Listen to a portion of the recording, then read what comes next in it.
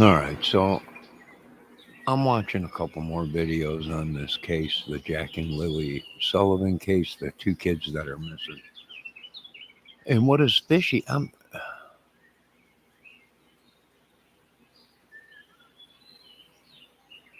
For one, they look familiar, like from another case, but a while back,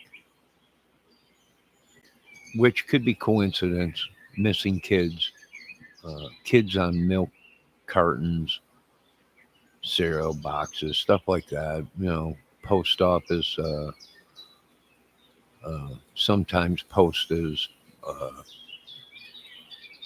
missing kids, missing people stuff. So my question is, they now they think Getty, the neighbor, which Debbie was right, he was the neighbor that supposedly had the four wheelers or a trucker or lived behind them or whatever around there. So she's right about that, but they also want to question this Darren or Daryl or Daniel. Daniel, I think his name is. So we're going to look a little bit at this video. I posted it in my chat and in description. Let's watch a little bit of it. Oh, we got a rabbit. We got a rabbit. I'll be danged. Do I got any carrots? I ain't got no carrots.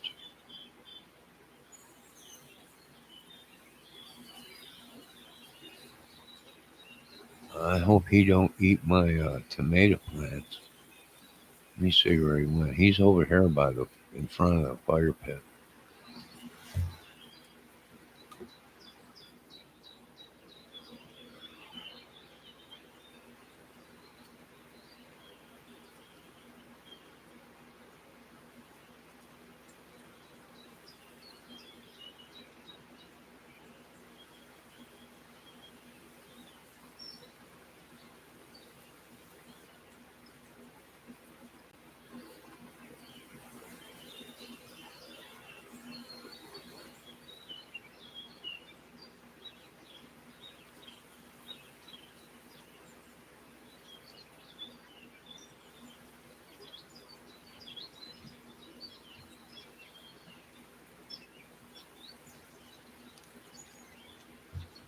Yep, it's a rabbit.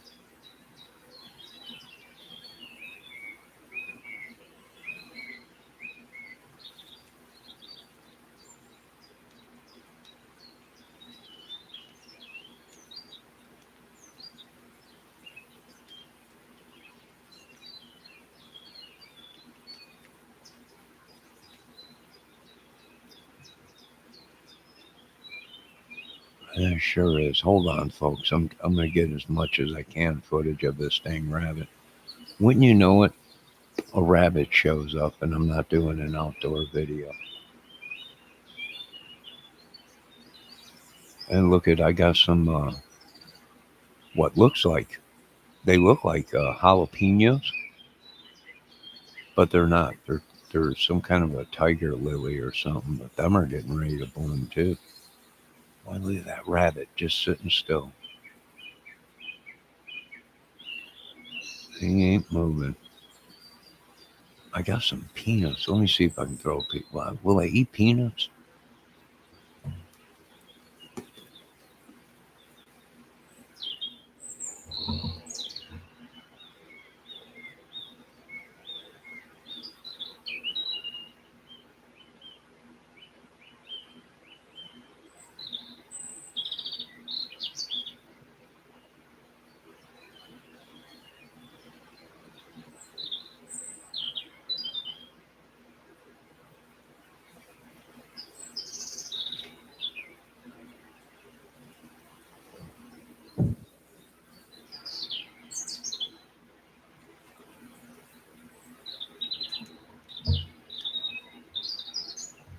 All right, I spooked them throwing a couple peanuts out there. All right, let's get back to this. Debbie, you'll have to rewind it real quick. I got a rabbit out there. He was jumping all over the place, and then He just froze there, and I went to go throw some peanuts out there, and he took off. Hey, check out what look like jalapeno peppers, but they're not. They're flowers. They're turning orange. Them are pods. They're getting ready to bloom. All right, let's watch this because I think Debbie's right. They're looking at Getty, which was the neighbor, the old dude with the glasses, and they want. I think they want uh, the one guy, the the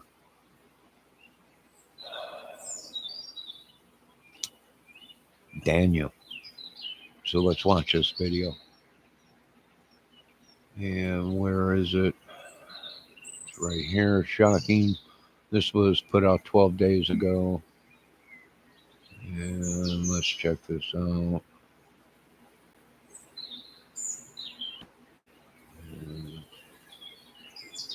And this, They took their boots. That's pink boots for Lily. What if I told you that the man who spent months claiming he was desperately searching for two missing children had been lying all along? What if I told you that he recently confessed to covering up what really happened? And what if I told you that his confession might finally reveal the truth about where 6-year-old Lily and 4-year-old Jack Sullivan really are? This is the story of Daniel Martel, the man who became the face of a frantic search for two missing children. For months, he appeared on television, joined search parties, and told anyone who would listen. all right, Debbie. His name is Daniel Martel. That's the one that had the baby with the lady that was the real mother of the two kids. And the title of this might throw you off or whatever, but or in the description I put, don't let cold cases. We've seen that before. They've taken cold cases that were real old and they ran them in modern day and acted like it just happened, right? To try and get a lead, to try and get some info on the case, right? To put it back out there as it just happened. We've seen that before. But let's watch this and see what's going on because Debbie is right. They're interested in Getty, the older dude that claims he knows where they are, and there was others involved, and he hinted towards family, right? So, and the police and people are calling the police saying they should pick Getty up because either he knows too much or uh, they want to pick him up and question him and get his phone data and all that and force him into talking because he claims he knows where the kids are. They're safe, uh, but they'll never get the kids back, right? Trying to turn it into like maybe a trafficking ring. And once the kids were gone, they were gone, or there was a deal made and there's nothing you could do and the kids are gone. Very interesting. I did, or it did happen a few months ago. Yeah. All right. So let's watch this real quick, Deb. That he would search for the rest of his life if he had to. But recently leaked messages reveal a very different truth. All right. Now I want to point something out to you guys. Look at these two photos. Do you notice anything about these two photos? They look alike. They look like twins. Let's see if we can get a better photo of this. Messages where Daniel admits he knew the children never went into the woods.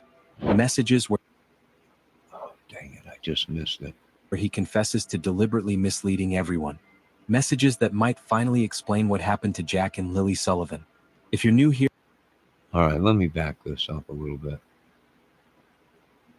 All right, let me turn off this caption stuff.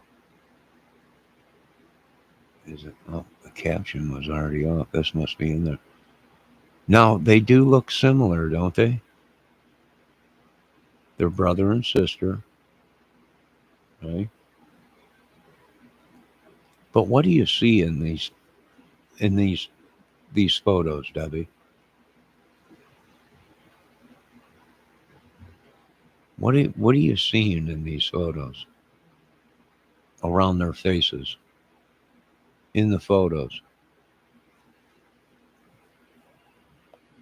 these photos seem like they were taken not in 2025, right? Older photos.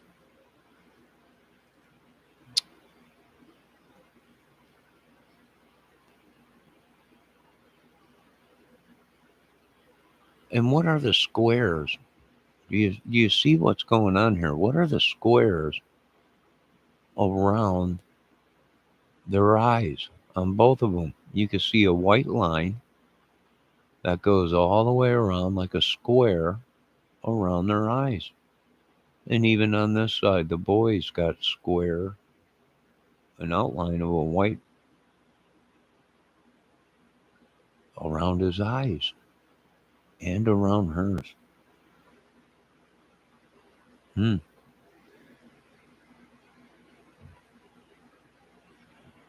You notice that? They both have these square white lines going around their faces.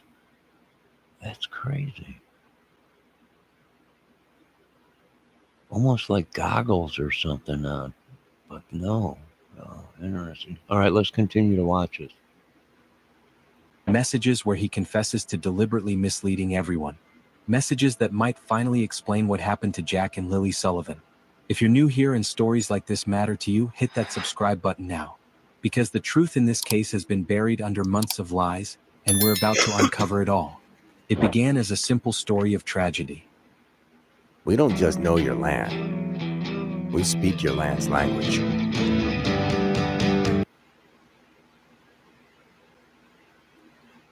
On a quiet morning, two young children vanished from their home.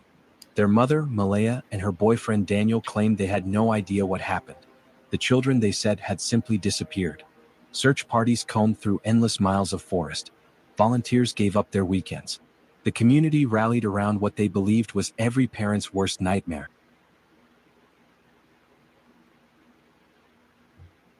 All right, Deb. So the kids were there that morning and just disappeared.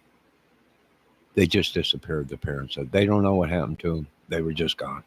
They woke up in the morning and they were gone. Now, we know this much. There's a lot of people think that something fishy is going on with this Getty guy, that he came up with this whole story, that he knows where the kids are, and he's taking donations, but he's telling people the kids are gone, right? They're safe, but you'll never see them again, right? That screams at me trafficking, right? Or some kind of a drug deal or something. Something went bad somewhere or something, where he's trying to tell people, hey, the kids are safe. They're with somebody. They're safe, but they're gone. You ain't never going to see them again, right? Almost like the deal was done. And he also said that he knew, and there was family members that were involved or something. So that's fishy.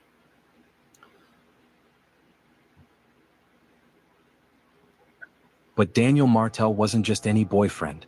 He had been living with Malaya and her children, acting as a father figure to Jack and Lily. He was one of the last people to see them alive. And from the very beginning, something about his behavior didn't sit right with those who knew him best. While Malaya retreated from public view, consumed by what appeared to be overwhelming grief, Daniel stepped forward. He became the spokesperson for the search efforts. He gave interviews. He made emotional pleas. He promised he would never stop looking. To the outside world, he seemed like a man driven by love and determination. But to those closest to the case, his behavior raised more questions than answers. The first red flag came from the children's grandmother, Belinda. She reached out to Daniel multiple times, desperate for answers, desperate for any information that might help find her grandchildren. She sent message after message, each one more emotional than the last. She begged him to talk to her, to share anything that might help. But Daniel never responded. Not once. He read her messages, but he never replied. For a grandmother watching her family fall apart, Daniel's silence felt like cruelty. Here was a man claiming to love her grandchildren, claiming he would search forever, but he couldn't even respond to their grandmother's desperate pleas for communication. It was the first sign that something was Very interesting. So the kid's grandmothers are calling Daniel, asking for Daniel to get a hold of the grandmother, and he will not get a hold of them. That's pretty fishy, right? When he came out in time, they're supposed to be uh, trying to find the kids and everything. The grandmother calls. He don't want to call her back. She calls numerous times. He don't want to talk to the grandmother, right? Now, we also seen that in another case on YouTube. Gabby Petito case. In the Gabby Petito case, people were calling and thought they were texting and talking to Gabby Petito, but they weren't. They were talking to Brian, right? He didn't want to reply back. Gabby couldn't, they didn't know Gabby was not replying back to them, that it was Brian. So maybe he felt guilty and didn't want to talk to the grandmother, right? Maybe right away she would have been able to tell, well, something ain't adding up, or he ain't acting right, or whatever. I'm trying to figure out what are the Debbie. Can you see these? Does it look like both the kids got glasses on or goggles, or maybe ski mask, clear ski mask or something? Daniel's mom and brother also live on the property. The mom is also from Indiana reservation. Oh, right behind the home. Yeah, see, something seems kind of fishy here. But does it to me look like these kids, or maybe these photos were doctored up or something, or I don't know, they're the same thing on both sides. Kind of fishy, but let's keep watching this. deeply wrong. The second red flag came from his own words. In interviews, Daniel often spoke about what he had done, how he was coping, how difficult this was for him. But he spoke very little about Jack and Lily themselves. For someone who claimed to love these children like his own, his focus seemed strangely self-centered. Viewers began to notice that he talked more about his own experience than about the missing children. Then came the inconsistencies in his story. Details that changed slightly with each telling. Timelines that didn't quite line up. Small contradictions that, on their own, might have been explained by trauma or confusion. But taken together, they painted a picture of someone who was not being completely truthful. The breaking point came when Daniel made a chilling statement during one of his television appearances. Looking directly into the camera, he said, "If I have to, I'll search for the rest of my life." On the surface, it sounded like the words of a devoted father figure. But to many who heard it, something about that statement felt wrong.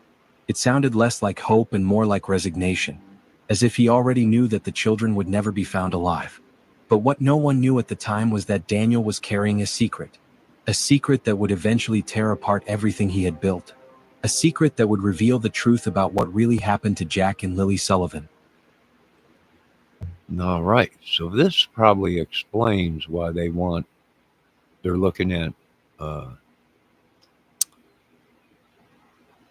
Getty and Daniel, right? Something fishy about the whole thing, right?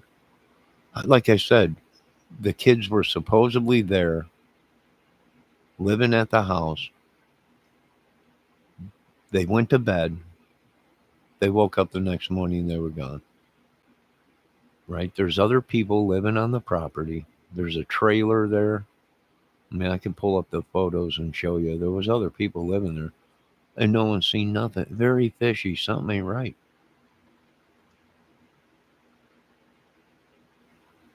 It's probably from a photocopier. You could be right, Debbie.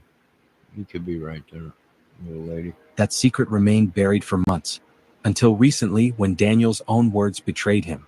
In a series of leaked messages, Daniel finally admitted what many had suspected all along. He had been lying. If you've been in an auto accident, you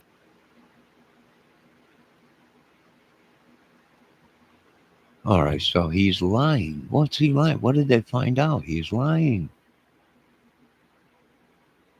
He's lying. Interesting. And he had been protecting someone. The question that haunts this case isn't just what happened to Jack and Lily. It's how many people knew the truth and chose to stay silent. It's about the power of love to make people do terrible things. And it's about the moment when protecting someone you care about becomes more important than protecting innocent children. As we dive deeper into this case, we'll explore every twist, every contradiction, and every moment that brought us to this shocking revelation. We'll examine the evidence, analyze the behavior, and try to understand how a man who claimed to love two children could spend months lying about what happened to them. But before we continue, I need you to understand something. This isn't just a story about missing children. This is a story about the lies we tell ourselves.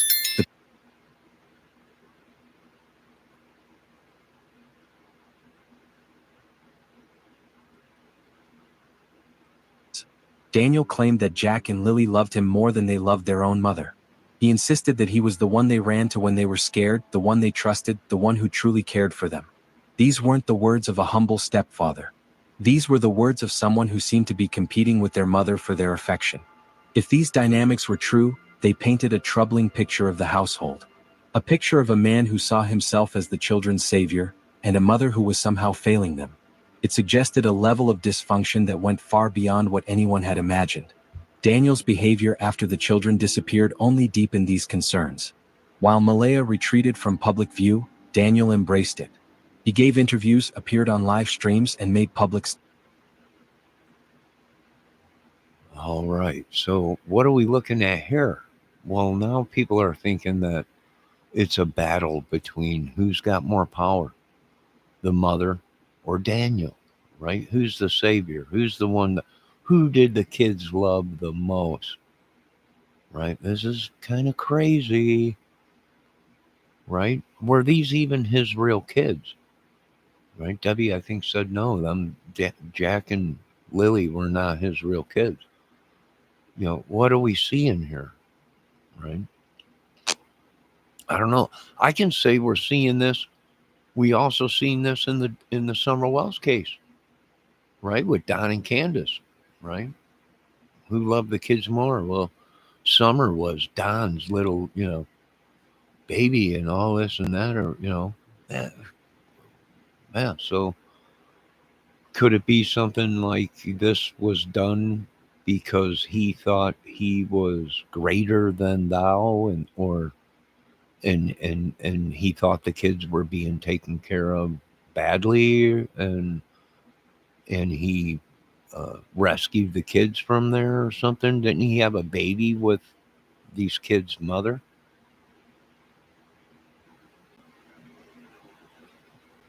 statements.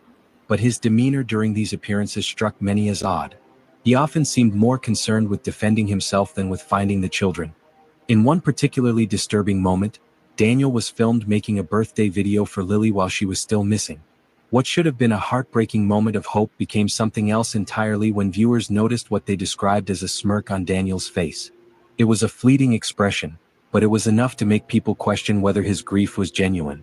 The more Daniel spoke publicly, the more questions arose about his mental state and his ability to handle the situation. Several people who interacted with him described his behavior as awkward and childlike. They noted his difficulty maintaining eye contact, his tendency to smile at inappropriate moments, and his overall emotional flatness. Some observers wondered if Daniel might be neurodivergent, struggling with social cues and emotional expression in ways that made him appear suspicious when he was simply overwhelmed. His YouTube channel, which focused on Pokemon content, reinforced the image of someone who might be emotionally underdeveloped or stuck. Aha. Aha. Mm-hmm. Yeah. So what we have here is a grown man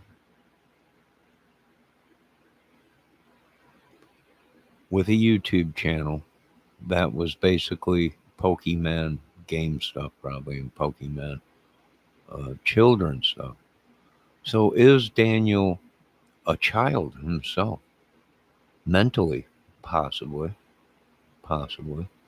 We're also seeing this Pokemon stuff and this stuff from other countries. These cartoons are not cartoons that people in their 50s grew up with. We grew up with totally different stuff, right? Looney Tunes, Three Stooges, uh, uh, Electro Man or whatever it was, Speed Racer. Um, we didn't have this Pokemon stuff and all these new cartoons that are out or whatever. And if you ask me, this Pokemon stuff is for children, young children. They're like little stuffed animals, right? They're like these little stuffed characters and stuffed animals or whatever, and for like children, right? We're talking 1, 2, 3 years old, 4 years old. Now I keep forgetting that some of these people that we're watching were, ain't but 20 years old, 25 years old.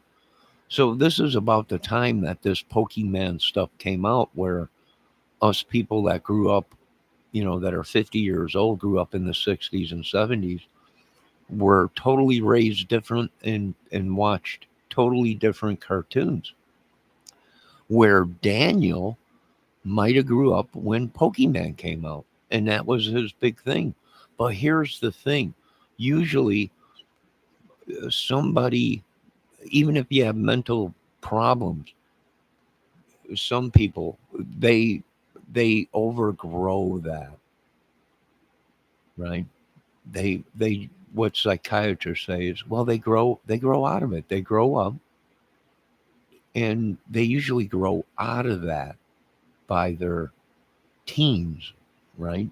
Because other things come along, right? Women, sports, friends, stuff like that. So it could be he has a mental problem.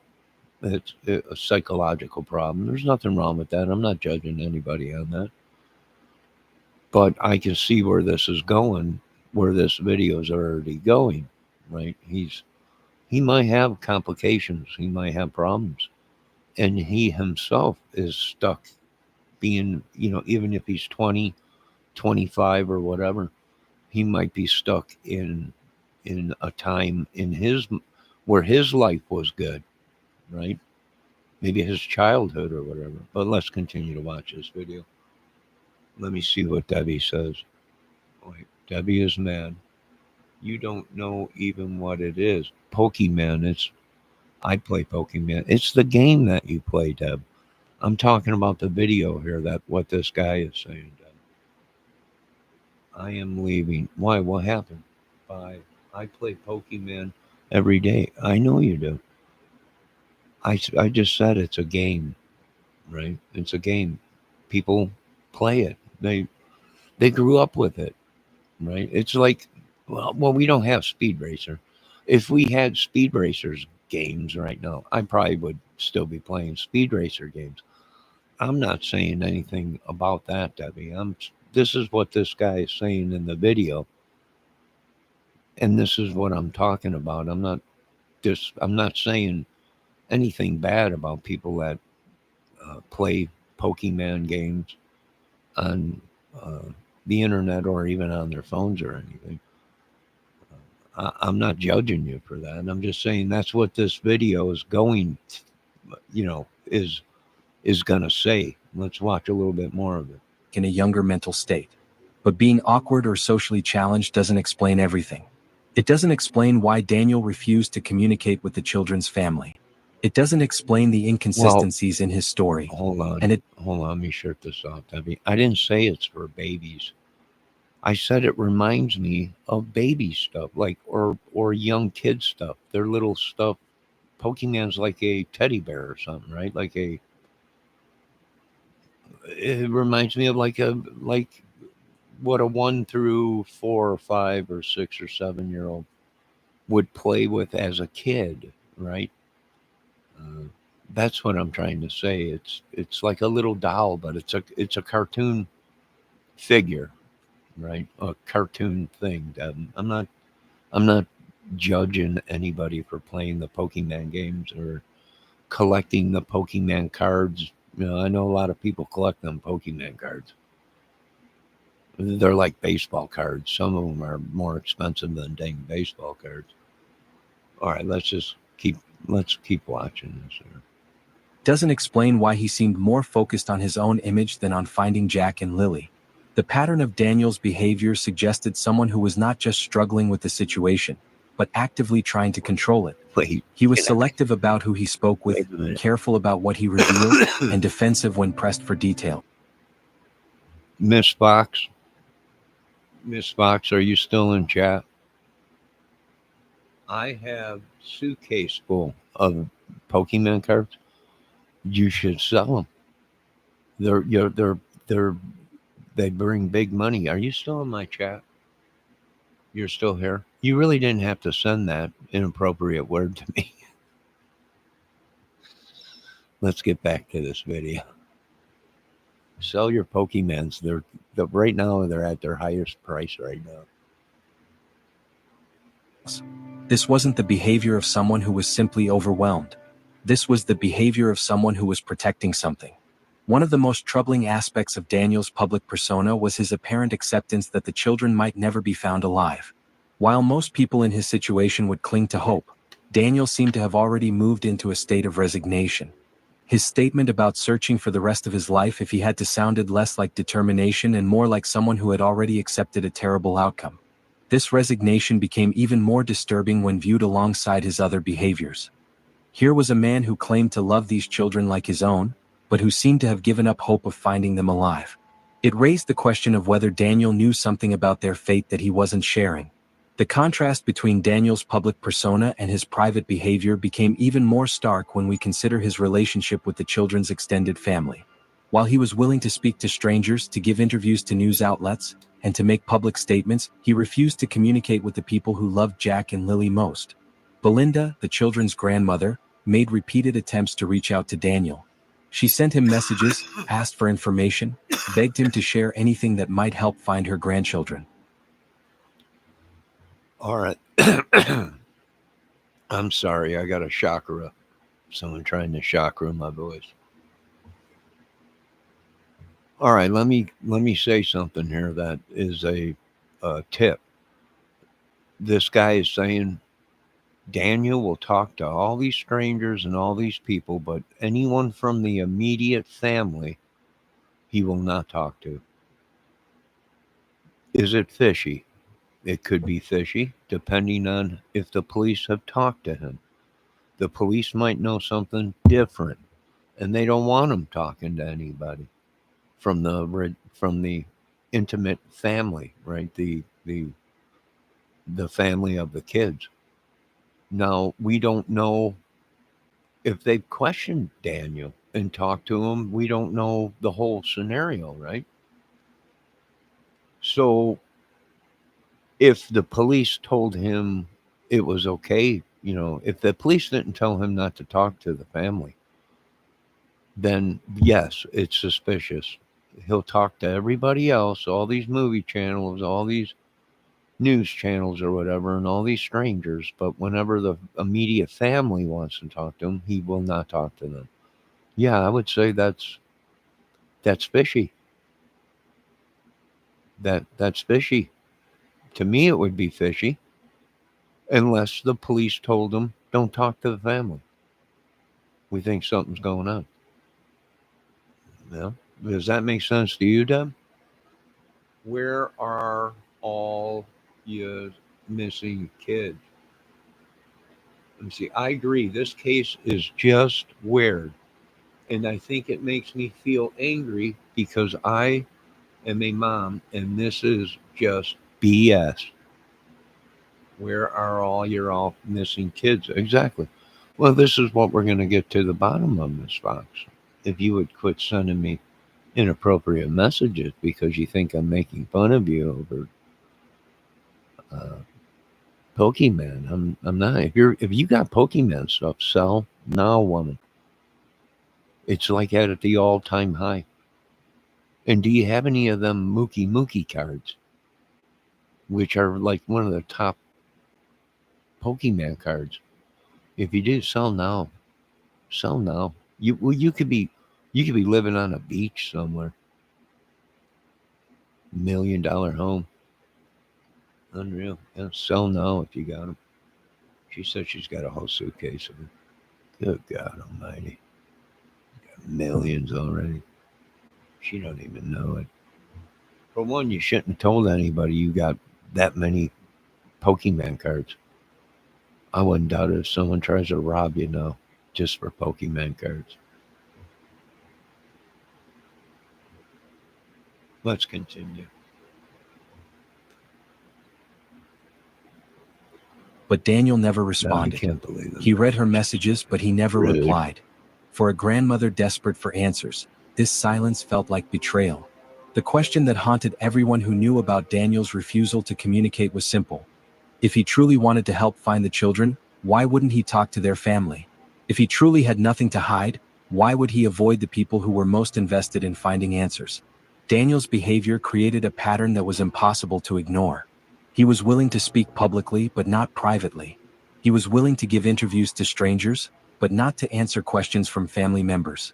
He was willing to make grand statements about his love for the children, but not to engage in the difficult conversations that might actually help find them. This pattern suggested someone who was more interested in controlling the narrative than in finding the truth. Someone who was more concerned with managing his public image than with actually helping the investigation. Someone. All right. Now, we've also seen this in other cases. And what are you talking about, Mr. Kramer? Well, we have seen where these people want to control the case. Why? Why does he want to control the case? Why does he want to make it sound like he's so great? And his image and everything, right? But yet he will not talk to any of the immediate family. Is very suspicious. Now, like I said, now either he knows something and the police already got to him and he's being told, don't talk to the family. Does that make sense, Debbie? Hold on. Debbie's got the Mookie Mickey Man card. Easter downstairs. She's got Man Easter. She's got Man Easter downstairs. And you know what I got upstairs? I showed you that. No, you didn't show me anything but a rude message that you sent me. But Debbie, does that make sense to you? Does it seem suspicious to you at all? How he's in the spotlight, but will not communicate with any of the immediate family. The mother has dropped out of this whole thing. But he's the only one that continues on. It's almost like, oops. Right? He's drawn so much attention to himself and his image and everything. Yeah, he's I don't and he made a birthday video. It's obvious they were watching him. They were watching his account. They probably were tapping his stuff. He made a birthday video after the kids were missing with him smirking and who did he send it to? Was that the number he was sending it to? Was it the people that might have the kids? And he was sending it so the kids could see the video of it. We don't know.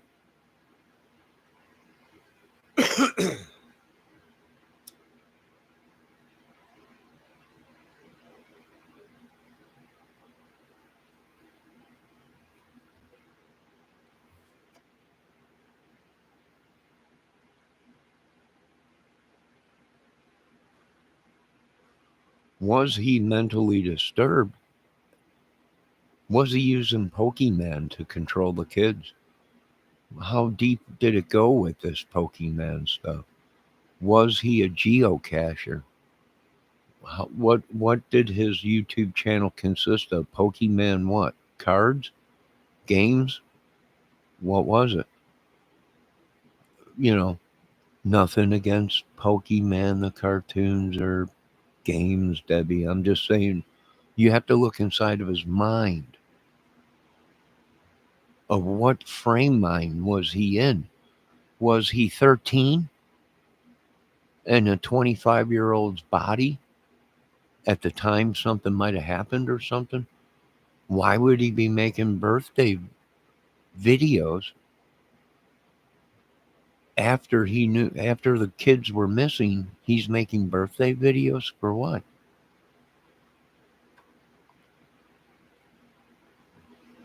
Did you know I read a story about the brother who lived there, was arrested and holding a girl hostage?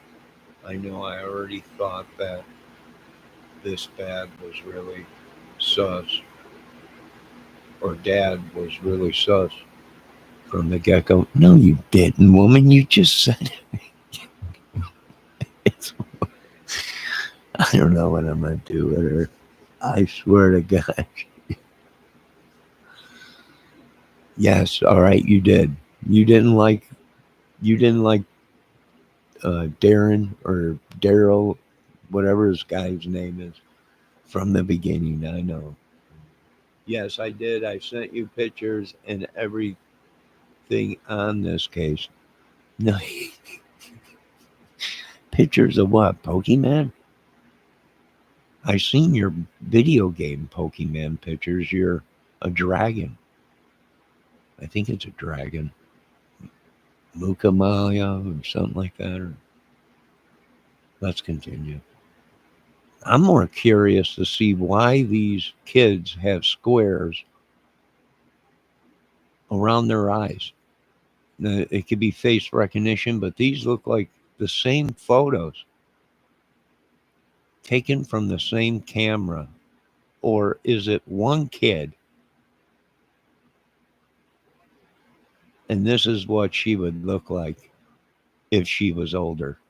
These people, let me tell you something. We have caught people taking kids that were missing in the 70s and 80s and 90s and putting them on YouTube as they were missing yesterday. As they were missing yesterday. Some of them are probably dead. Right? But in 1980, they were missing. They were found, but they were missing. And that's what this might be, is a rendition of one kid that might appear, it's a girl, but they might have cut their hair to make it look like it was a boy.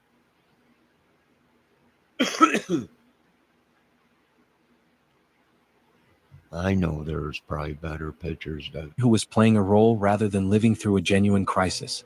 As we'll see in the next part of this story, the morning that Jack and Lily disappeared was filled with inconsistencies and contradictions that would later prove to be the foundation of Daniel's deception.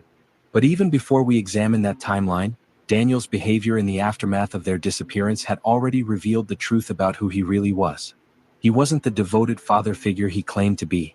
He wasn't the heartbroken man desperately searching for two children he loved. He was someone with something to hide, someone who was willing to lie to protect himself and others, and someone who was more concerned with his own survival than with the lives of two innocent children. The mask Daniel wore for the public was convincing for a while. But masks always slip eventually. And when Daniel's mask finally fell away, it revealed something far more disturbing than anyone had imagined. The morning of Jack and Lily's disappearance began like any other, but it would end with a phone call that changed everything. At 6:18 a.m., while most people were still sleeping, Malaya made a call to the children's school. She was calling in their absence, reporting that Jack and Lily would not be attending school that day. This single phone call would later become one of the most crucial pieces of evidence in the case. Because according to Daniel, he had no idea the children were going to stay home that day. He claimed he only discovered this information later, when he checked the call logs on Malaya's phone. But this claim would prove to be just the first of many lies he would tell about that morning. The significance of this 6:18 a.m. call cannot be overstated.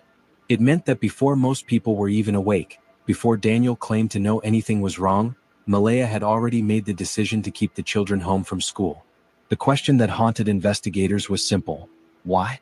If the children had simply wandered off or been abducted, why would Malaya have called the school hours before anyone noticed they were missing?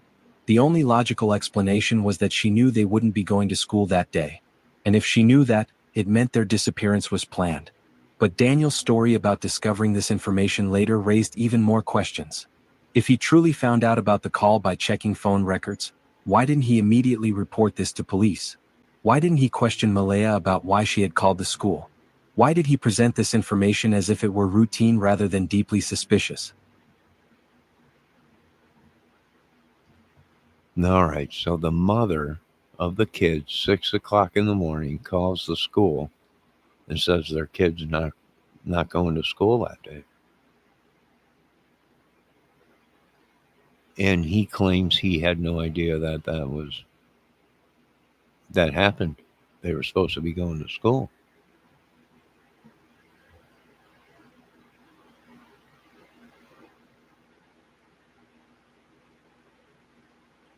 The answer, as we now know from Daniel's own confession, is that he was lying. He knew about the call. He knew the children weren't going to school. And he knew that their disappearance was not the random tragedy he was pretending it was. The timeline of that morning, as presented by Daniel and Malaya, was filled with inconsistencies that should have raised immediate red flags. They claimed that neither of them noticed the children were missing until 9:40 a.m. This was supposed. Yeah, see, that's kind of fishy. She calls at 6 o'clock in the morning and she says the kids ain't coming to school. Well, she's up at 6, right? She's up at 6. She knows the kids ain't going to school. She calls. She would know if the kids were there at 6, right? Because she would have called the police. She got up at 6. The kids aren't going to school. Were the kids up at 6 o'clock in the morning? If they were, what time did the kids go to school? Did they have to drive the kids to school?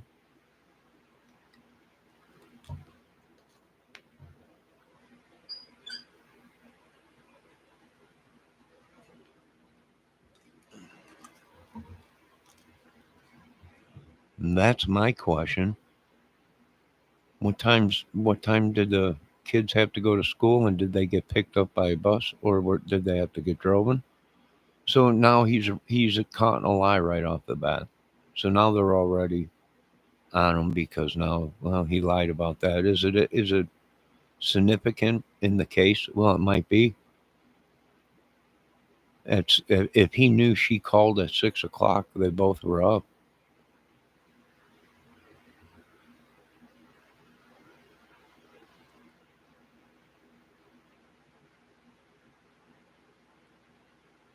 All right, hold on a minute. Let's watch. Supposedly the moment when they realized something was wrong and began to panic. But 9:40 a.m. is an unusually late time for parents to notice that their children are missing. With Jack and Lily being only 4 and 6 years old, and with a toddler also in the house, it's almost impossible to believe that two adults could go nearly 4 hours without seeing or hearing from any of the children. In households with young children, silence is usually the first sign that something is wrong. Children that age are naturally noisy, constantly moving, asking for things, making their presence known. The idea that both parents could remain oblivious to their absence until nearly 10 a.m. defies belief. But the timeline problems didn't end there. Daniel's own behavior during those early hours was deeply suspicious. Rather than immediately calling police or organizing a search, he claimed to have spent time looking for clues, examining evidence, and trying to piece together what had happened. One of the pieces of evidence Daniel presented was a torn piece of blanket that he claimed to have found in the trash. He said it appeared to have been dragged out by an animal, possibly a bear. Later, he claimed that Malaya's family reported finding the same piece of blanket high up in a tree, which he found suspicious because the family hadn't been involved in searching that area. This story about the blanket would later prove to be another lie. But at the time, Daniel presented it as if he were being helpful, as if he were trying to assist the investigation. In reality, he was creating false evidence and spinning elaborate stories to cover up what. I'm really starting to think, were they there at all?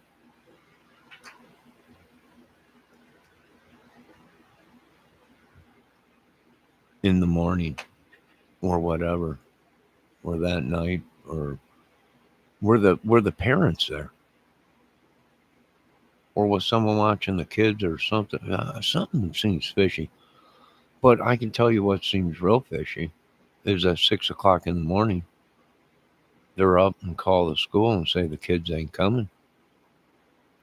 And then they go back to bed until 9 o'clock. And they don't hear nothing at all from nobody. And there's no force entry.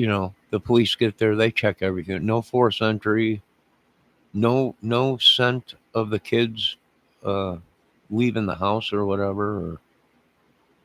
Or yeah, something ain't right. Grandma is showing you the yard. I sent you a recent news from the actual Nova Scotia News. Okay, hold on, Debbie. Those pictures right there are blown up really huge. All right, Deb, I'm checking out your messages here. Hold on. That was 3 days before they went missing. Grandma is showing you the yard. Hold on, let me check and see what she said. Are you talking this video?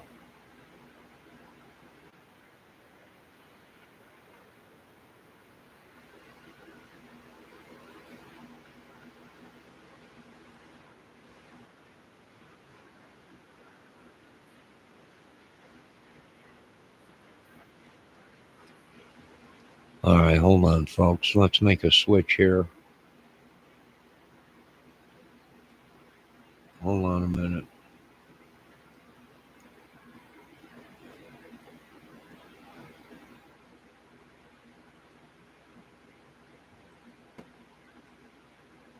Disappeared. All the rumors and accusations about us murdering the kids and burying them on the property, this place has been searched thoroughly. 6-year-old Lily Sullivan and 4-year-old Jack Sullivan were reported missing from this rural Nova Scotia property on May 2nd. Search crews scoured the surrounding woods.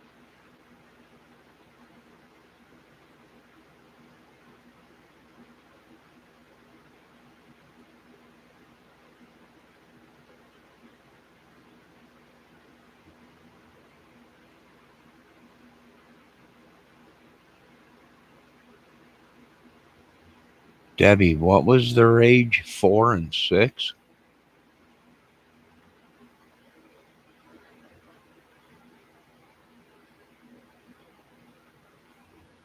Those are the exact pictures. Yeah, well, they're almost like twins. That's why I was asking you their age. Was it 4 and 6?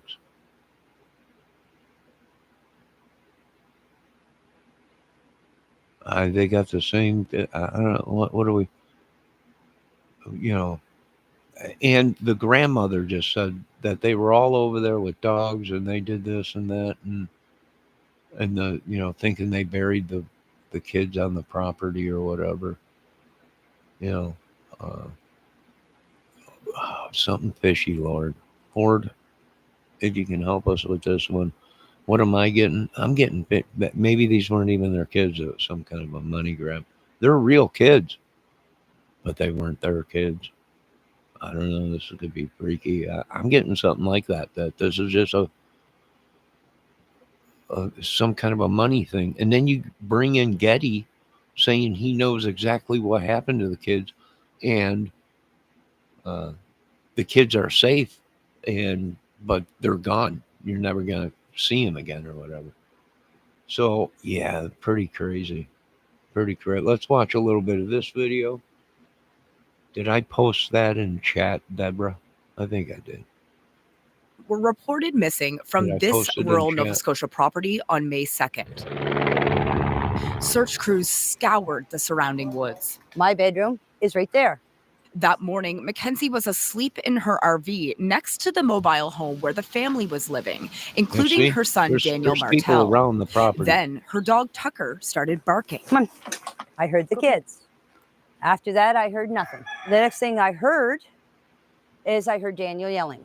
RCMP in Nova Scotia, New Brunswick, and Ontario are now involved. The search turned up a child-sized boot print and a pink blanket, which police say is now being forensically examined. The police are investigating if and how it relates to her and her brother's disappearance.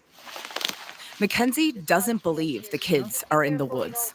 I had to practically carry Jack through the woods because there was no way that he was walking through all that tree falls and bushes. 11 weeks later, she feels the RCMP investigation lacks urgency, and she's not the only one. What a bunch of arrogant, conceited, incompetent clowns. Darren Geddes is an extended family member of the children's mother. He says the Mounties didn't take him seriously. It's not hurt, it's rage, and I'm trying to control it. Mackenzie believes Lily and Jack are still out there. Deep down in my heart, I do believe Jack and Lily are alive. When asked whether they're investigating if the children could still be alive, RCMP say they have not closed any doors. Allie Thompson, CBC News, Lansdowne Station, Nova Scotia.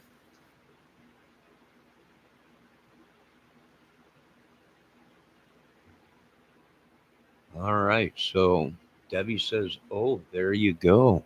Stop. What? What do you want to see?" See, she heard the kids. Well, she said she heard the kids, and then she didn't hear anything.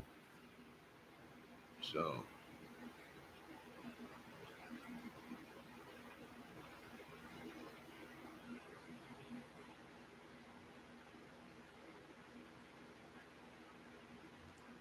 All right, let's go back to this other one. So what are you thinking, Deb? You know, if I was investigating this in the world that we live in 2025, how would I start this case off? Well, first, I would confirm that these children were these people's kid and they were real. And if you notice, all the people that live around there, they're all related.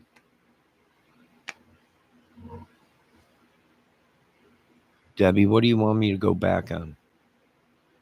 Debbie's got a red flag. Was it the video we were just watching? Are you talking about Getty?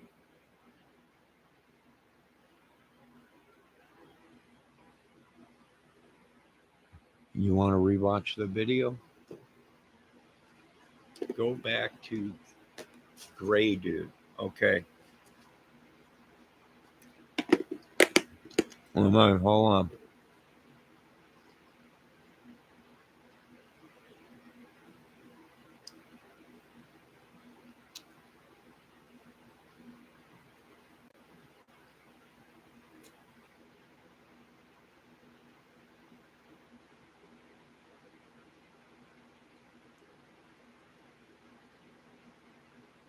Lacks urgency, and she's not the only one.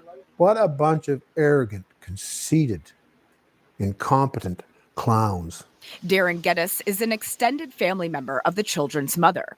He says the Mounties didn't take him seriously. It's not hurt, it's rage, and I'm trying to control it. Mackenzie believes Lily and Jack are still out there. Deep down in my heart, I do believe Jack and Lily are alive. When asked whether they're investigating if the children could still be alive, RCMP say they have not closed any doors. Allie Thompson.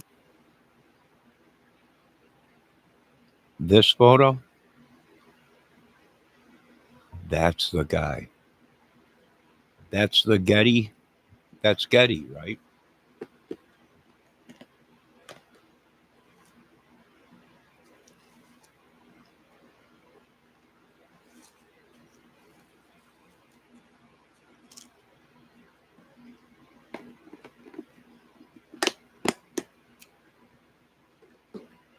Yes, they're looking at him, and they're also looking at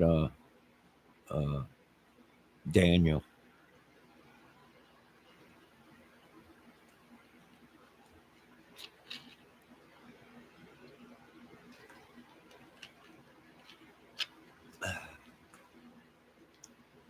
I think they're all related.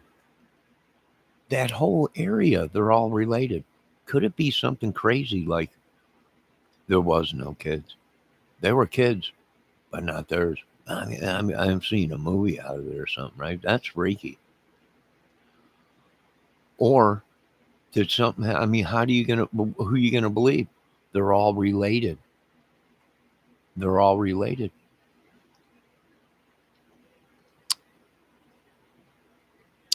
They all lived on that property, or real dang close to it.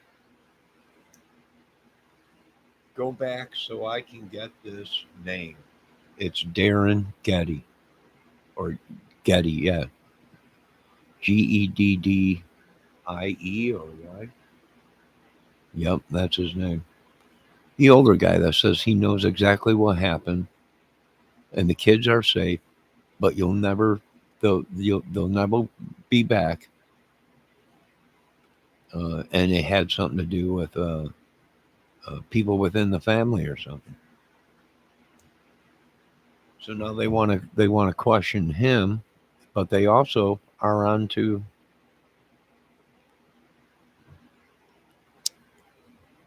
Darren.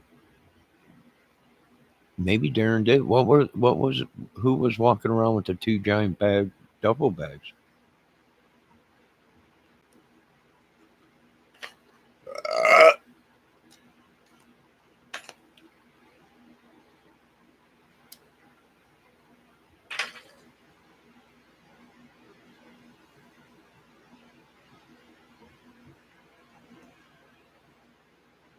They got a witness saying they seen somebody walking around there with duffel bags. Seems suspicious. What were in the duffel bags? Was it money, drugs, or two kids? How did they not know about the kids? They called at 6 o'clock in the morning saying their kids weren't going to be in school. They didn't hear nothing. Usually ain't the kids. The kids are crazy though. The sun comes up. Kids are up, tearing everything apart, getting in there. They're hungry. They want to eat, making noise. No one heard nothing. And then you had the lady say, "Oh well, she heard the kids in the morning," and then she didn't. Yeah, something ain't right there. How can the parents say they didn't hear nothing? The kids were there, and they were gone. Stories changed. They woke up. The kids were gone.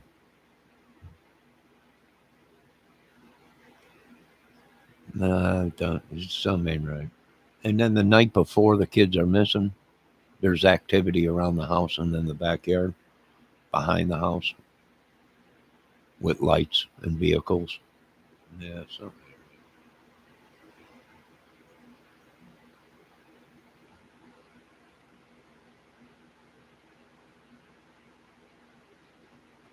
okay, let's dump that one and let's go back to this one, and we can finish real quick on the Daniel one. Really happened. The most damning aspect of Daniel's behavior that morning was his decision to actively mislead the search efforts.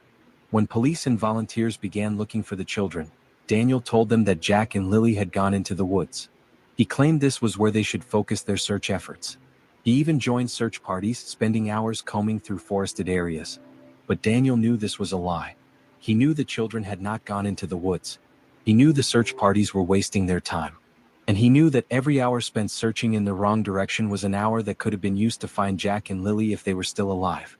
This deception wasn't just a lie. It was an active obstruction of justice.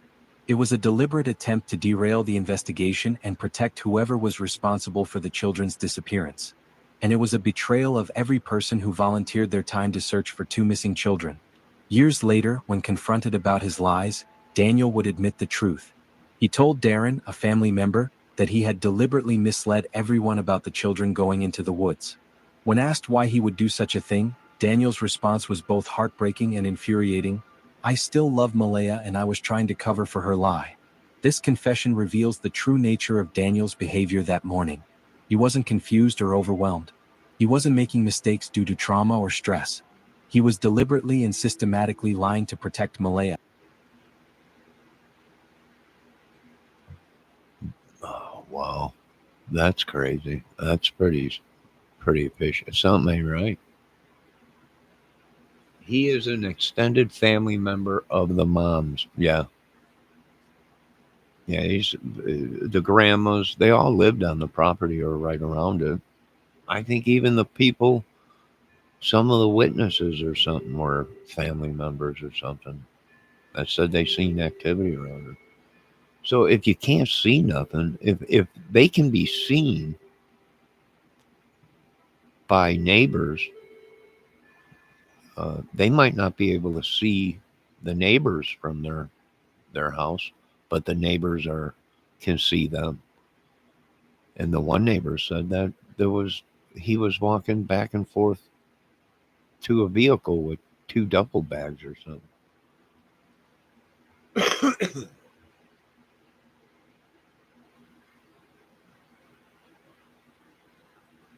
Even though it meant betraying Jack and Lily.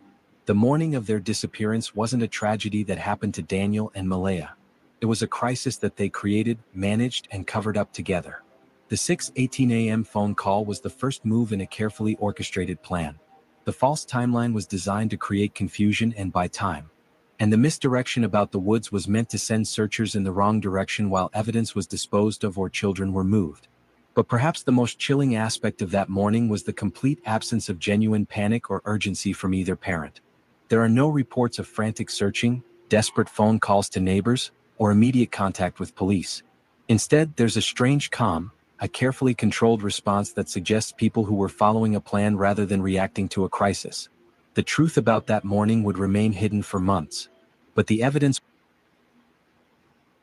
All right. Now, we've also seen this in other cases where police were not contacted right away. An extended amount of time went by before they contacted any family members or the police first.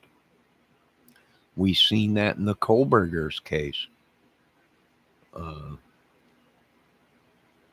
you know, on YouTube, where many hours went by before they called the police or called anybody. Let's see what Debbie's saying. I believe something happened on the property, and then it was a huge cover up. Daniel moved them to somewhere else. That is why there is no scent. Well, they went in there with dogs and everything. They had no scent at all of the kids even being there. I think they one video I seen said. So were they even there? That my thing is they're up in Canada, right? It could be, we've seen so many of these YouTube money grabs and social media money grabs, right? He was a known YouTuber. He had his own channel with this Pokemon stuff. Did he watch other things? What was his history on YouTube and his pattern? What things did he watch? Did he watch crime cases? Did he watch money scams? Right, where he's seen. Oh wow, well I seen the Wells made money. I seen Delphi made big money, and there's a lot of gamers in the Delphi thing.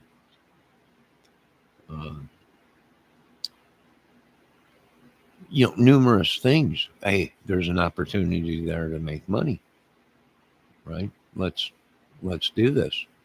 No, maybe.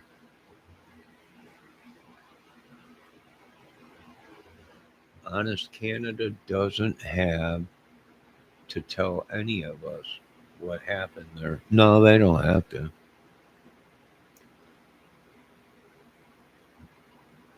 Right? Not unless the big dog Trump called. Not unless these kids were from America. If these kids were born and raised in America, then maybe there's something America can do. Was always there, waiting to be uncovered. The suspicious phone call, the implausible timeline, the deliberate misdirection of search efforts, all of it pointed to a cover-up from the very beginning. Daniel's confession about lying to protect Malaya was just the first crack in a wall of deception that had been built that morning. As that wall began to crumble, it would reveal not just the lies they had told, but the terrible truth about what really happened to Jack and Lily Sullivan. Sometimes the most damning evidence isn't what someone says, it's what they choose not to say. And in the case of Jack and Lily Sullivan, Daniel Martel's silence spoke louder than any words ever could. After the children disappeared, their grandmother Belinda found herself in an impossible situation. Her grandchildren were missing, her daughter was consumed by grief, and the man who claimed to love those children like his own refused to speak to her. Not just once, but repeatedly. Day after day, message after message, Belinda reached out to Daniel, desperate for any information that might help find Jack and Lily. But Daniel's response was always the same: silence.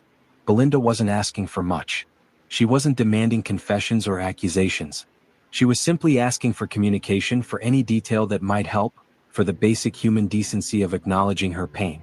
She was a grandmother watching her family fall apart, and she was begging the one person who might have answers to simply talk to her. But Daniel read her messages and never replied. Not once. He saw her desperation, her pain, her love for her. You know, I just want to say I've looked at some of the photos of the house and the property around there, and you can tell these people didn't have money. They weren't high rollers. The property was run down. The area, it would look like a, if you ask me, some of the photos I've seen, like a drug house. Debbie says Trump cannot do that, Johnny. Well, maybe Trump can't, but maybe the American citizens can. I wonder if them kids, were they born in America? We'd have to find out. Very interesting. All right, let's continue and get this over with. Her grandchildren, and he chose to ignore it completely. For those who don't have children or grandchildren, it might be difficult to understand the depth of cruelty in Daniel's silence. But imagine being in Belinda's position. Debbie. Imagine your The grandchildren Delphi case, vanishing, too. and the last person to see 7 them alive phones refusing to around even that acknowledge your area at the existence. time of the Imagine murder. sending message after message, each one more desperate than the last, and being met with nothing but silence. This wasn't just absence of communication. This was active rejection. Daniel's silence felt like betrayal. Why was Daniel being quiet? Why would he talk to everybody else, but he wouldn't talk to the grandmother or family? Was he being coached not to, or was he just so guilty or whatever, or not mentally stable enough to? Debbie says they both had dogs, yeah. And they didn't hear nothing. No dog barking, nothing. No car pulling up. Just they heard the kids playing or doing something outside. And then they didn't hear them no more. So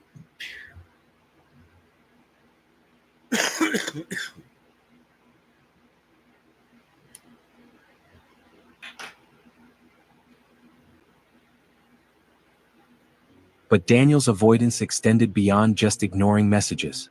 He actively avoided any face-to-face communication with Belinda or other family members. He steered clear of situations where he might be cornered, where he might be asked direct questions, where he might be forced to provide real answers. When asked why he wouldn't just talk to the family, Daniel gave no satisfying explanation. He didn't claim to be too emotional, too busy, or too overwhelmed. He simply avoided the question just as he avoided the family. This avoidance was a choice, and it was a choice that spoke volumes about his true state of mind.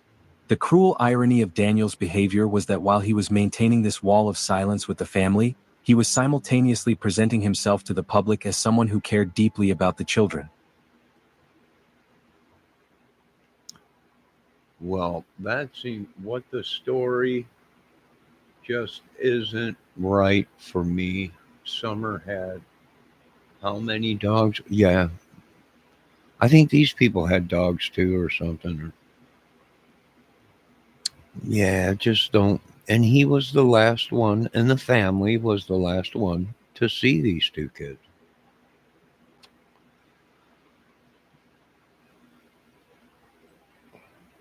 If you look at the property and everything, the houses ran down, the properties. Some was living in a trailer or something there, or some kind of thing there, and then there's Yeah, the house they lived in didn't look up to date or look, you know. None of these dogs went crazy. Come on, no. Yeah, I know. If she heard the kids, then certainly she would have heard a truck or a vehicle pulling up or a four wheeler. But she didn't hear nothing except for kids. And then she didn't hear kids. Whether it sounded, I think she said they were out there playing. And then she didn't hear nothing. Right? The mother and father get up at 6 o'clock in the morning. They call, the kids ain't going to be there. And they go back to bed. Right? Don't you think the kids would be up doing stuff? That's where the grandmother came in and said, "Well, I heard the kids outside." So maybe they're saying, maybe the grandmother's saying, "Oh no, the kids were there." Well, why? Well, because the police were there and dogs and everything else, and they got no scent or nothing.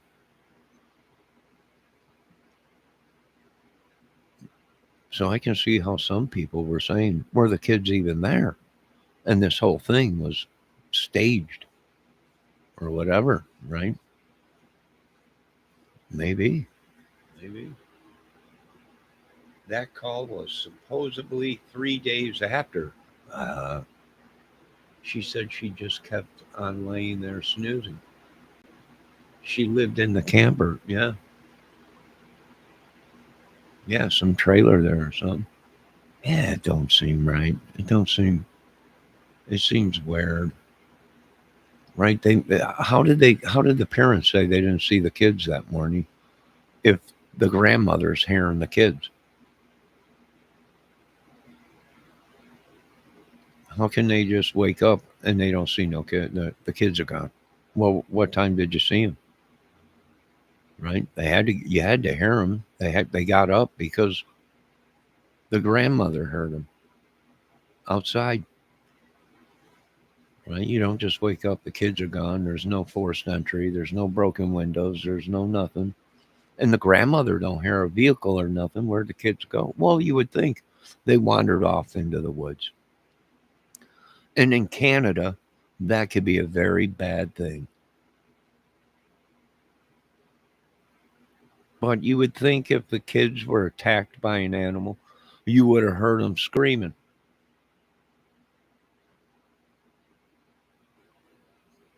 There would have been a blood trail. If it was a bear, it would have grabbed one of the kids. It would have punctured or something, and there would have been a blood trail. Clothes and everything tore up or whatever. There would have been more evidence that it was an animal attack, a bear or a cougar or something. Does that make sense, Debbie? Right? There would have been evidence that there was a bear on the property. There would have been paw marks.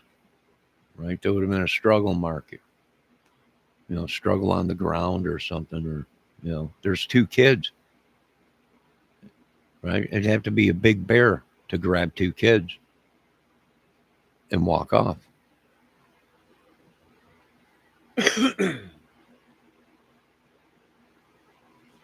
No, animals don't eat clothes.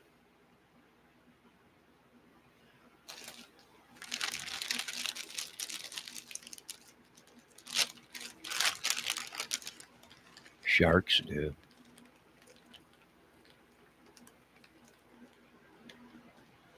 Sharks eat clothes, Debbie.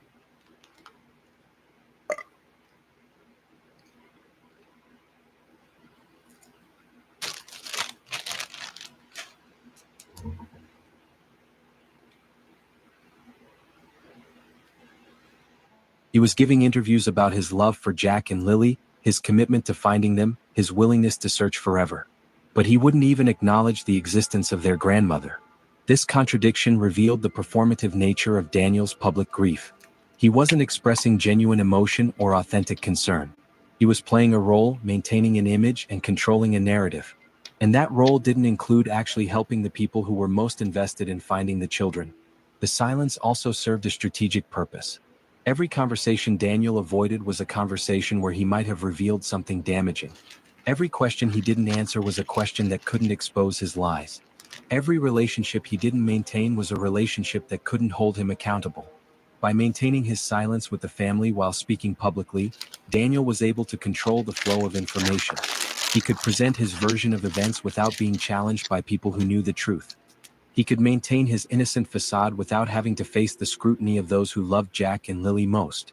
But silence, especially in a case involving missing children, is never neutral. It's always a choice.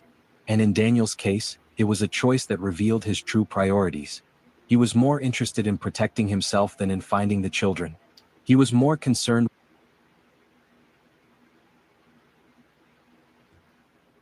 Yeah. Yeah, maybe something was bad. Maybe he was mentally problem, you know. Maybe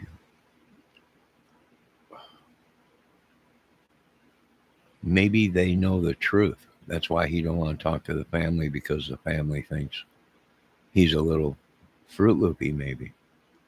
Meaning maybe something was being, you know, maybe they knew he was a little bit not right. Right? Maybe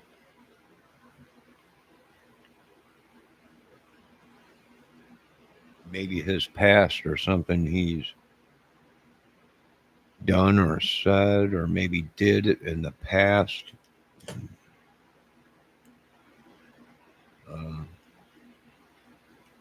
The family might say something, or he might know more than what he's saying, and every time he opens his mouth, he's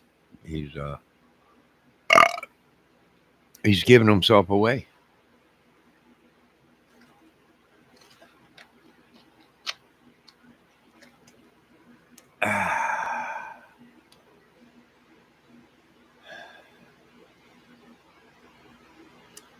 Well, without bodies, we have to think that these kids are still alive. They got to get cadaver dogs out there, start looking around. How far could them kids have gotten? Were they known to wander off? Whoever came on that property must have walked up, because the grandmother surely would have heard a vehicle, being her trailer was not 20 feet away from the house. She heard the kids, but didn't hear no vehicles, no four-wheelers, no nothing. So they would have had to walk in and walk out. How long was it before they called the police? Did they help assist by not calling the police right away and giving these people enough time to walk in or walk out and get to a place where they were being held?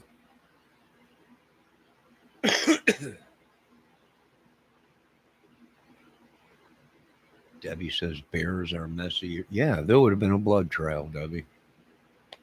If it was an animal attack, they would have found clothes around there somewhere.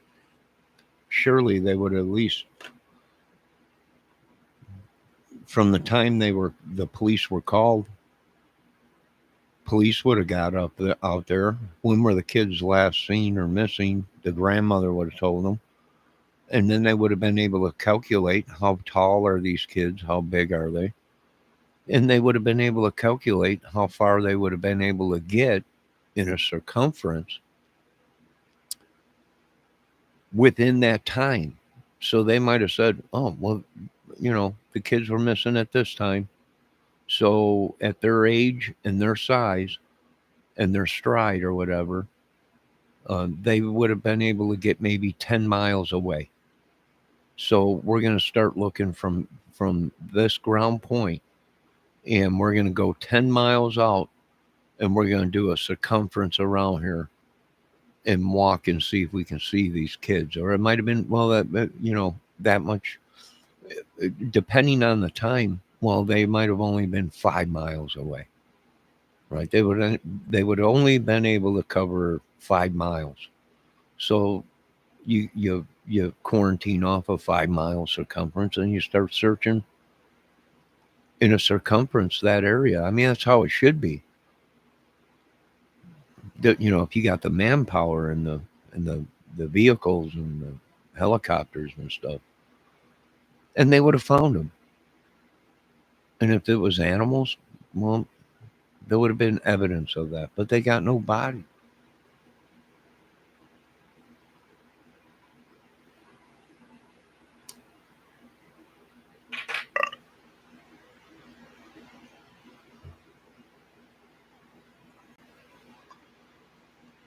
So it's going to make it pretty difficult without bodies.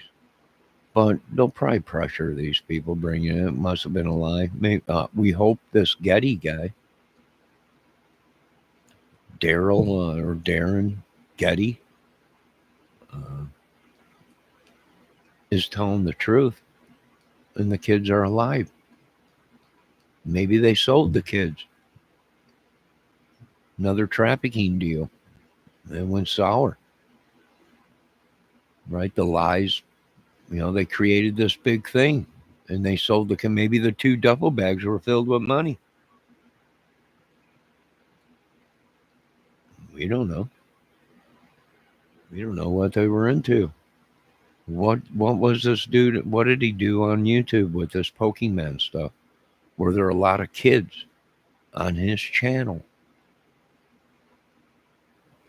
Was the dang channel just a front for a trafficking ring?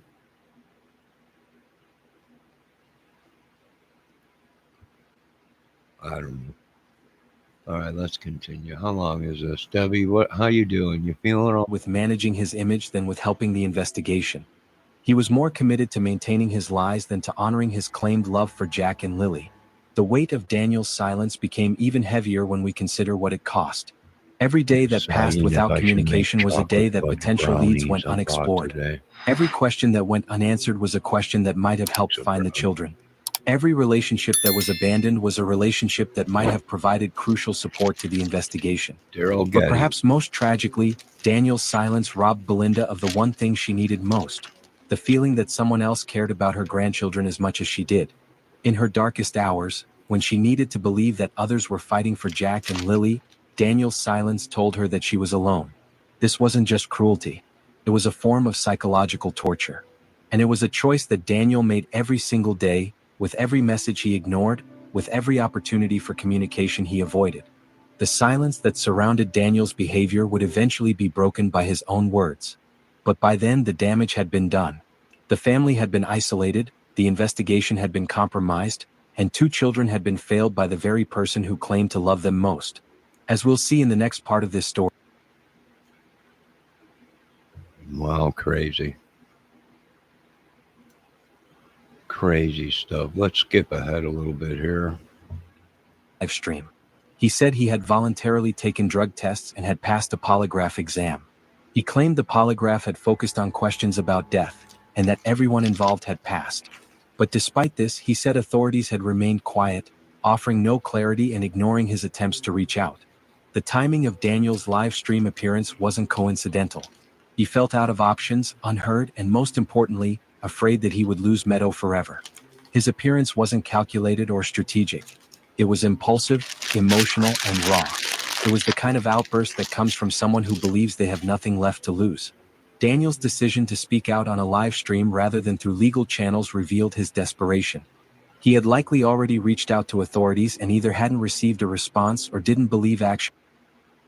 Aha, Deborah. Did you hear what I heard? Let me see if this little lady's been doing her homework. Did you just hear what I heard?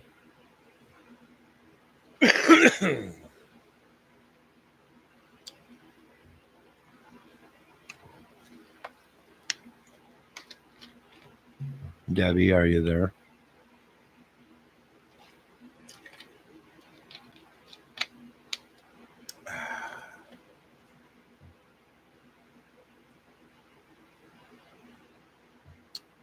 Hello?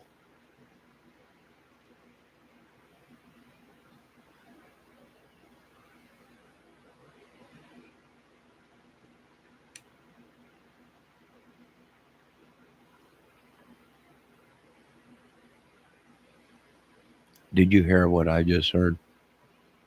See, before he went on the internet, he was questioned and given a polygraph test, and the police never got back with him. He started becoming nervous, and then he went on social media with his story and was concerned because he tried to contact the authorities, but they would not contact him back after he took the polygraph test. Very interesting.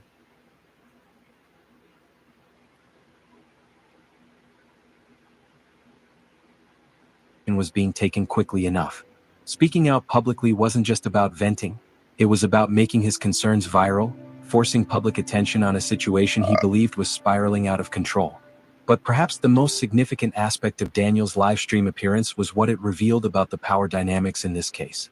For months, Daniel had been portrayed as the suspicious boyfriend, the man who might have harmed the children or helped cover up their disappearance. But his desperate revelations painted a very different picture. First, we offer overnight boarding. Your pet will stay overnight in your sitter's home and not only be treated like part of the family.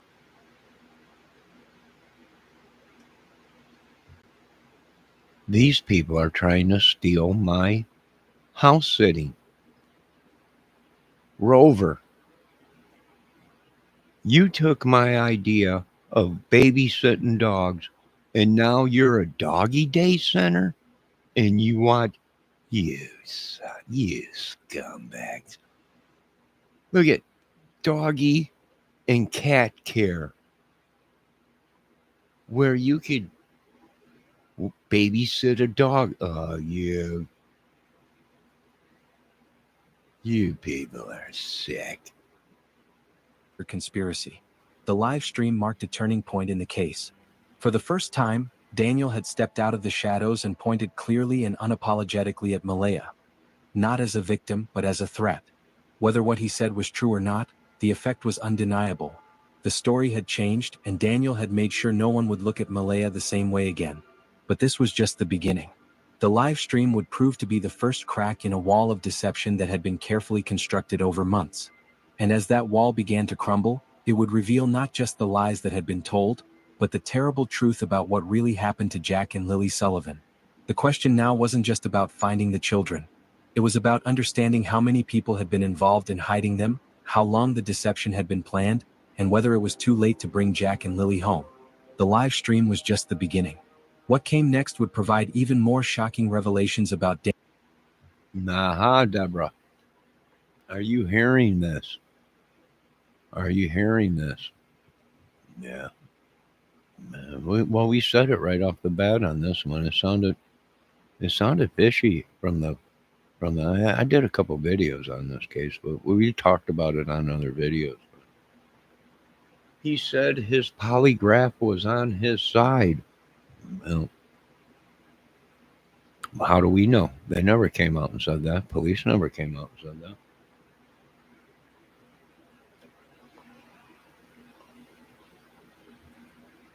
Daniel's knowledge of the case and his role in covering up the truth. In a series of leaked messages that appeared in a public group focused on searching for Jack and Lily, Daniel finally began to reveal what he really knew. These messages didn't surface through hacking or secret leaks. They appeared openly in the comments section of a group likely titled something like, "Bring Lily and Jack Home." It wasn't a private forum or encrypted communication. It was out in the open where anyone could see, respond, and crucially, screenshot. The timing of these messages was significant. They appeared in late June 2025, nearly 2 months after Jack and Lily had disappeared. By then, frustration with the investigation had reached a boiling point. There had been no meaningful updates, no arrests, no official progress. For many following the case, it felt like the investigation was stalling, and people were tired of waiting for answers. But what made these messages so compelling wasn't just their timing, it was their content. For the first time since the children's disappearance, Daniel was speaking with a level of candor and detail that he had never shown before. The careful control he had maintained for months was gone, replaced by raw honesty about what he knew and what he had done. The messages revealed a man caught in the grip of internal conflict. Daniel's words showed someone who was simultaneously trying to protect the woman he loved while Yeah, well, something's fishy about this. Something very fishy about this whole thing. Something very fishy going on.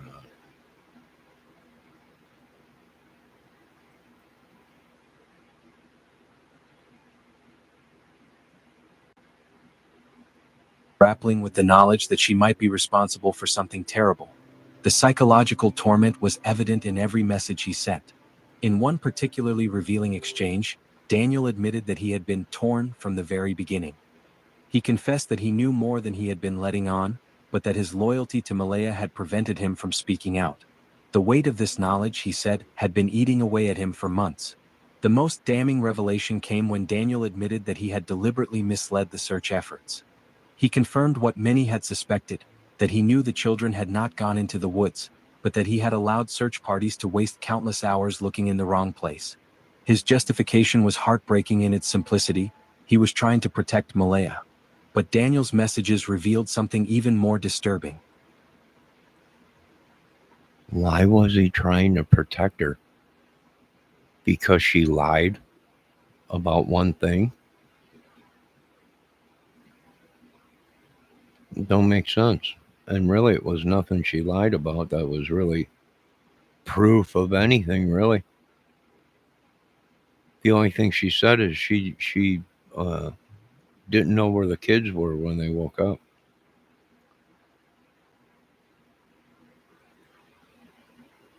He admitted that he had been present during conversations where the family had discussed what to do about this situation. He described meetings where strategies were developed, stories were coordinated, and plans were made. This wasn't just about lying to protect someone, this was about active participation in a conspiracy. The leaked messages also revealed the depth of Daniel's knowledge about the family's movements after the children disappeared. He knew about safe houses, about people who were helping, about money that had been moved. He had been privy to conversations about escape. Yeah, sounds like it was probably a big scam or something.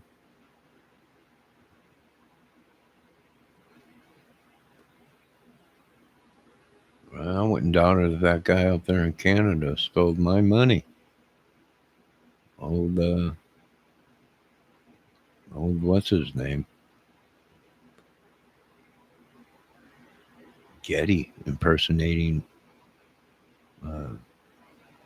That could be Jonestown people up there. Routes and contingency plans. This wasn't the knowledge of an innocent bystander. This was the knowledge of someone who had been part of the planning. Perhaps most chillingly, Daniel admitted that he had been asked to provide false testimony and had initially agreed. He had been coached on what to say, how to say it, and what details to emphasize or omit. The entire public narrative that had been constructed around the children's disappearance had been carefully orchestrated, and Daniel had been one of the key architects. But the messages also revealed Daniel's growing discomfort with the role he had been asked to play. He described feeling increasingly guilty about the lies he was telling, increasingly worried about the consequences of his actions, and increasingly afraid that the truth would eventually come out. The psychological pressure was becoming unbearable. The turning point, according to Daniel's messages, came when he realized that his own daughter might be in danger. Malaya's erratic behavior, her threats of suicide, her violation of CPS protocols, all of it had combined to make Daniel question whether protecting her was worth the risk to Meadow. For the first time, his paternal instincts had overridden his romantic. Yeah, but Daniel, why are you lying for the family? What did they do? Why would you be lying for her when she? Why are you orchestrating this big giant thing for just one stupid lie that she was up before 9 o'clock? Right? They said they got up at 9 o'clock in the morning. The kids were gone. When really she got up at 6, called and said the kids weren't going to be there, and went back to bed until 9. If that's even true. Loyalty. The messages also revealed specific details about what Daniel claimed to know about the children's whereabouts. He suggested that Jack and Lily were being hidden by extended family members, that they were being moved regularly to avoid detection, and that the entire disappearance had been staged to look like an abduction or accident. But perhaps the most devastating revelation in Daniel's messages was his admission that he believed the children were still alive. If true, this meant that every day of delay, every misdirection, every lie had been time stolen from two innocent children who were being kept from their family and their normal lives. The reaction to Daniel's leaked messages was swift and intense. People who had been following the case felt betrayed, angry, and heartbroken. The man who had presented himself as a grieving father figure had revealed himself Yeah. to be complicit in a conspiracy agree, that had Debbie. wasted resources, misled investigators, and potentially If he passed the polygraph test, why didn't he just come out and say, I passed it?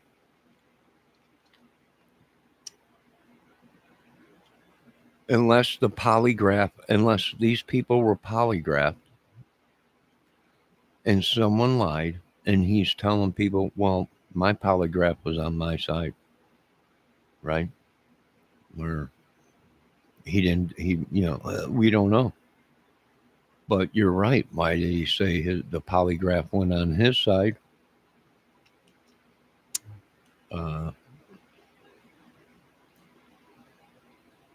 Instead of just coming out saying, hey, I passed the polygraph. So, yeah, I can see how that is very suspicious, too. prolonged the suffering of two children. But the messages also raised new questions. If Daniel was telling the truth now, why should anyone believe him? How could someone who had lied for months suddenly be trusted? And if his motivations were truly about protecting his daughter, why had he waited so long to speak out? The answers to these questions would come in the most unexpected way possible, through the testimony of someone who had been there from the beginning, someone who had seen everything, and someone whose words would finally provide the missing piece of the puzzle. In any missing persons case, investigators hope for that one crucial witness who can provide the breakthrough they need. But in the case of Jack and Lily Sullivan, that witness came from the most unexpected source. A neighbor who had been. So Debbie Fox is saying she treated the two kids like crap, but the baby like gold. Wouldn't you just say that? There's a story that they treated. Yeah, well, maybe. Maybe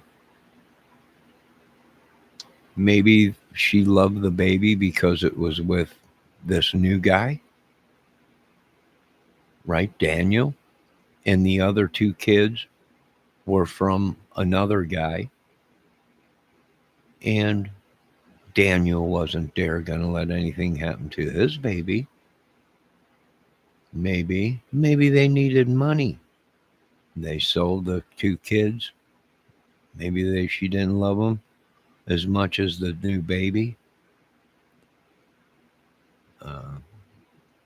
I think there's a medical term for that, where even with newborns, the mother turns that away. But in some cases, if there's other kids, the mother pushes away the other kids and gravitates to the new baby.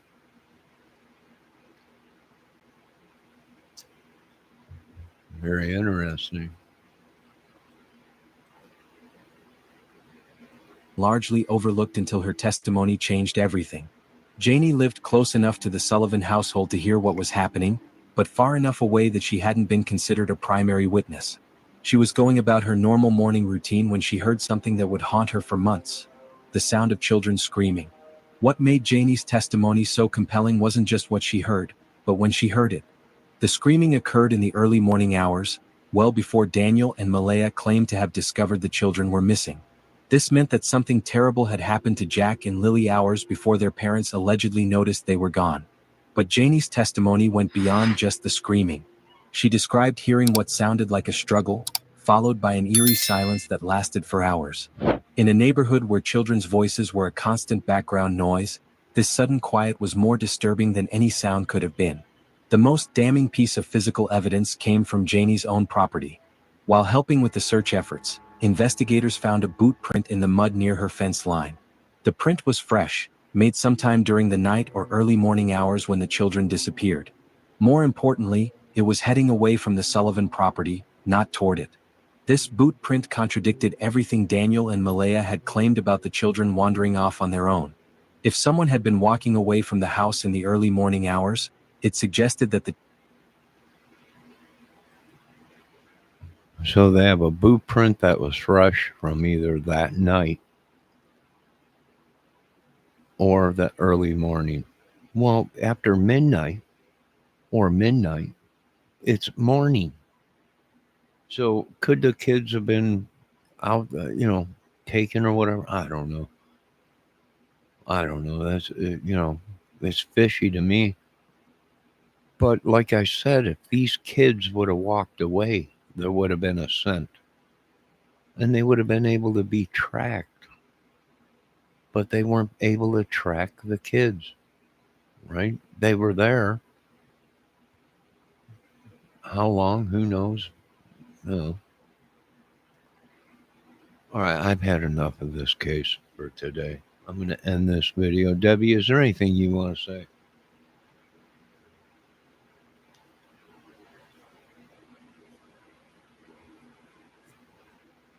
You still hear her, Miss Fox? Well, Miss Fox, this is Houston. Come in.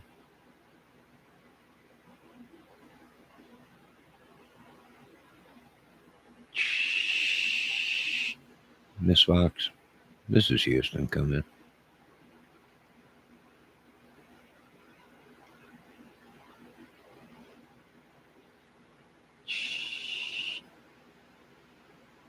Yeah, I guess the old bag is busy. All right, we're going to end this video. I want you folks to have a great night. We'll continue on with more of this case as it gets exposed. I imagine there'll be arrests and the whole thing will break here soon, and it'll be it'll just be what? Okay, we won't be able to believe it, but it'll be true. Probably a bunch of crap. You folks have a good night. God bless, and all glory goes to God. Talk to you later.